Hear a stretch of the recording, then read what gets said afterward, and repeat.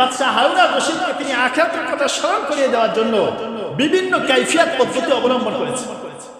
সেই সকল পদ্ধতির মধ্যে অন্যতম একটি হচ্ছে এই বাহলুল পাগল একদিন এক খণ্ড বরফ নিছেন, এক টুকরা বরফ নিয়ে তিনি বাদশার বালাখানার সামনে গিয়ে বলতেছেন, ইয়া আইয়ুহান নাস ইরহামনি, হে লোক সকল আপনারা আমার প্রতি দয়া করুন। ইয়া আইয়ুহান নাস ইরহামনি, হে মানুষ সকল আপনারা আমার প্রতি একটু দয়া হয়ে আচরণ করুন। ইন্নী আবিউ শাইআন, আমি এমন একটি জিনিস বিক্রয় করি। ইনিস্তারি হালাকা ওয়া ইন লাম তাস্তারি হালাক, যদি এই জিনিসটা আপনারা ক্রয় করেন তাহলে এই জিনিসটা ধ্বংস হয়ে যাবে, আর যদি ক্রয় নাও করেন তাও ধ্বংস হয়ে যাবে। আশ্চর্য একটা কথা, ইনিস্তারি হালাক ওয়া ইন লাম তাস্তারি হালাক, যদি এই জিনিসটা আপনারা ক্রয় করেন তারপর জিনিসটা ধ্বংস হয়ে যাবে, আর ক্রয় না করলেও ধ্বংস হয়ে যাবে।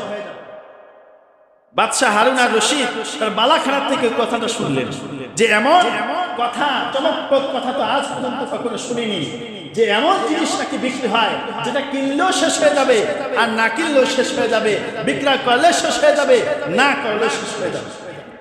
বাদশাহ হারুন আর রশিদ লোক পাঠাইলেন, ডেকে আনো কে এমন আশ্চর্যজনক জিনিস বিক্রি করে। ডেকে আনা হলো, দেখা গেল সেই পাগল, দুনিয়ার পাগল না আখিরাতের পাগল। বাদশাহ হারুন আর রশিদ বুঝলেন যে তার মাকসাদ বরফ বিক্রি করা নয়। তিনি ডাক দিয়া বলতেছেন, হে বাহলুল, সত্য ঘটনা বলো, আমার তো মনে হয় তোমার বরফ বিক্রি করা উদ্দেশ্য নয়, উদ্দেশ্য অন্য একটা। দেখেন তাদের চিন্তাধারা কেমন ছিল, যে বরফ বিক্রি করতেছে। বাদশার ভিতরে এমন আল্লাহর ভয় ছিল, আল্লাহওয়ালা ছিল, তাকওয়াওয়ালা ছিল। তিনিও ভাবতেছেন যে বরফ বিক্রি করা এই পাগলের উদ্দেশ্য না, এই পাগলের তো দুনিয়া না, পাগলের প্রত্যেকটা কাজের সাথে আখিরাত জড়িত থাকে। অবশ্যই এখানে আখিরাত জড়িত একটা কাজ, আমাকে এটা বুঝে নিতে হবে।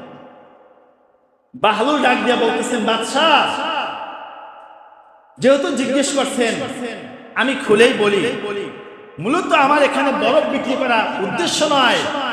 আমার উদ্দেশ্য হচ্ছে এই বরফের মধ্যে একটা জিন্দেগি, একটা জীবন আল্লাহ তাআলা ৬০-৭০ বছর ৮০ বছরের হায়াত দিয়ে আপনাকে আমাকে দুনিয়ায় পাঠাইছেন। এই জিন্দেগিটা নামাজ পড়লেও শেষ হবে, না পড়লেও শেষ হবে, আল্লাহর হুকুম মানলেও শেষ হবে, না মানলেও শেষ হবে, পর্দা করলেও শেষ হবে, না করলেও শেষ হবে। এই জিন্দেগিটা আল্লাহর রাস্তায় কাজে লাগাইলেও শেষ হবে, না লাগাইলেও শেষ হবে। লাগাইলে চিরস্থায়ী সুখ শান্তির ঠিকানা, না লাগাইলে ক্ষণস্থায়ী উপকার, চিরস্থায়ীভাবে ক্ষতি সাধন করতে হবে।